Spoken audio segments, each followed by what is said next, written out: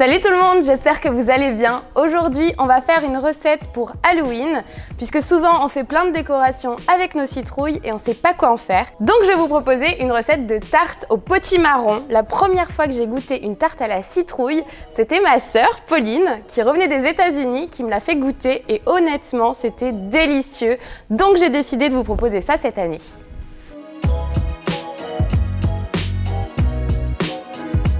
On va commencer par la pâte sucrée, donc pour ça vous aurez besoin de poudre de noix de pécan, de sel, de beurre doux, de farine, de cassonade et d'un demi-œuf battu. J'utilise les mêmes quantités que ma pâte sucrée classique, sauf que là j'ai du sucre cassonade à la place du sucre glace. Ça va apporter un peu de typicité à notre tarte au potimarron. Et surtout, j'utilise de la poudre de noix de pécan. Alors la poudre de noix de pécan, c'est Maison Nadja Esprit Gourmand qui me l'a envoyée pour que je la teste. Et honnêtement, c'est délicieux. J'ai fait une tarte à la myrtille avec aussi, c'était vraiment top. Et là, je trouvais que ça se mariait parfaitement avec le potimarron. Donc là, je mélange à la maryse parce que mon beurre est bien mou. Sinon, vous pouvez le faire à la main ou au batteur carrément. Ensuite, j'ajoute la farine et le sel pour assaisonner un petit peu. Et je continue de mélanger. Donc là, je vais sabler en fait. Je vais finir à la main. Donc je sable du bout des doigts comme ça pour être sûr que le beurre est bien mélangé à la farine. Et ensuite, j'ajoute l'œuf. Donc là, j'ai qu'un demi-œuf parce que j'ai fait une petite recette. Mais vous pouvez doubler la recette si vous voulez utiliser un œuf entier. Et là, je mélange pour faire une belle pâte. Alors là, mon beurre était très mou, donc ma pâte va être molle. Mais c'est pour ça qu'on va la mettre au frigo pendant au moins une demi-heure. Donc pour que ça refroidisse plus vite, comme d'habitude, je l'étale un petit peu en gardant l'arrondi et au frigo.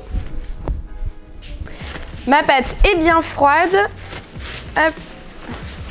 Je l'étale sur mon plan de travail fariné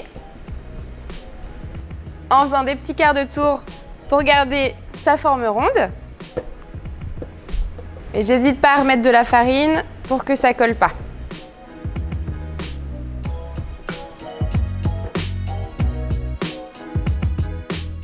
Voilà, donc là je garde un petit peu d'épaisseur parce que je trouve que c'est très gourmand la pâte sucrée. Hop, je l'enroule autour de mon rouleau. Alors, elle craquelle un petit peu plus qu'une pâte sucrée normale. C'est à cause du sucre cassonade en fait.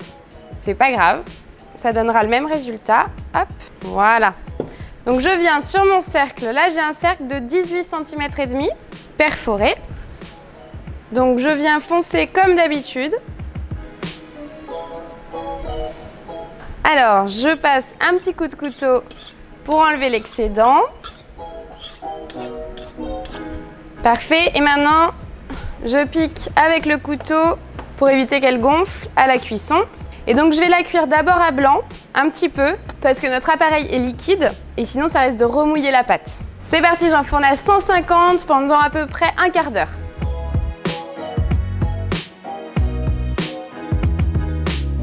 Alors je profite d'avoir un petit peu de pâte qui me reste pour faire un décor. Donc là, comme c'est pour Halloween, on va essayer de faire des yeux et une bouche de citrouille. Et sinon, après, on peut faire des décors un peu plus automnales. Vous pouvez aller voir sur mon Instagram. J'en avais fait une pour Albal, qui est très chouette, avec des petites feuilles d'automne. Donc après, à vous de choisir comment vous voulez la décorer. Et la bouche. Et je pourrais les cuire de la même façon que ma pâte sucrée qui est au four. Hop, juste un tout petit peu moins longtemps. Voilà, donc là, j'ai pré-cuit mon fond. J'enlève le cercle et je vais passer juste une petite dorure. En fait, ça va permettre d'imperméabiliser le fond de tarte et de lui donner une jolie couleur bien brillante. Et je le remets 5 minutes au four. Et pendant ce temps, je vais préparer ma crème de potimarron. Vous aurez besoin de vanille en poudre, de sel, de cannelle, de sucre cassonade, de maïzena, de lait entier, d'œufs et bien sûr de potimarron cuit. Je mets mon lait à bouillir.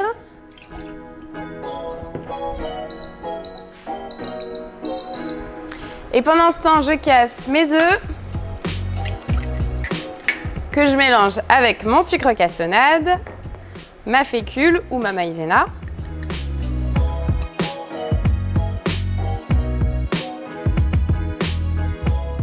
Ça va me permettre d'activer la cuisson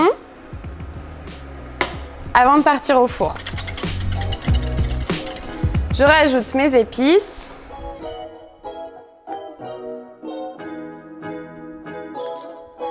Un petit peu de sel. Et je finis avec le potimarron. Donc là, l'avantage du potimarron, c'est que je l'ai cuit avec la peau, parce que la peau se mange, elle n'est pas dure. Donc maintenant, je viens bien mixer.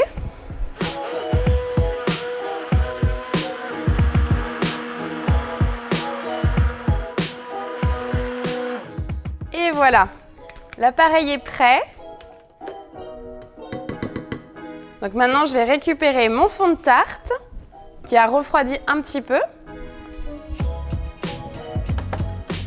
Et je vais venir couler directement dedans. Bon, là, j'ai de l'appareil pour 2 tartes.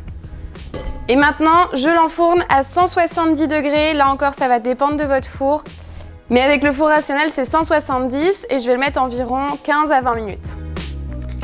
Et voilà. Alors, suivant la couleur de vos courges, vous aurez une couleur plus ou moins orangée. Là, elle est légèrement jaune. Des fois, c'est un peu plus orange, c'est plus joli, mais c'est pas grave, ça va le faire quand même. Donc, je vais la déplacer dans mon assiette, délicatement. Parce que là, elle est encore chaude, donc elle est encore moelleuse. Et là, je vais pouvoir la décorer. Donc, je récupère ma petite bouche de tout à l'heure. Je la pose dessus. Mes petits yeux. Et donc, j'avais préparé des petits pépins de courge sablés. Donc là, en gros, vous pouvez récupérer vos pépins de courge directement sur votre potimarron. Il faut les blanchir, les éplucher. Après, les torréfier au four. Et là, je les ai sablés comme on pourrait sabler en fait des noisettes pour faire des chouchous. Sauf que je les ai pas caramélisés. Donc c'est assez joli, ça garde le côté vert qui est très sympa. Et je vais venir les poser sur les bords de la tarte pour apporter un peu de couleur. Et voilà une recette très ludique. Profitez-en pour partager ça avec vos enfants avant qu'ils partent à la chasse aux bonbons. Honnêtement, Halloween, c'est une fête que j'adorais quand j'étais petite. Avec ma super copine Audrey, on partait faire le tour du quartier et on ramenait des énormes sacs de bonbons qui nous faisaient même plus que l'année, je crois. J'arrivais même pas à tous les manger. J'espère que cette recette va vous plaire. Je vous souhaite un superbe Halloween. Et n'oubliez pas de vous abonner, de mettre plein de pouces bleus et de partager tout autour de vous pour que tout le monde puisse en profiter. Salut!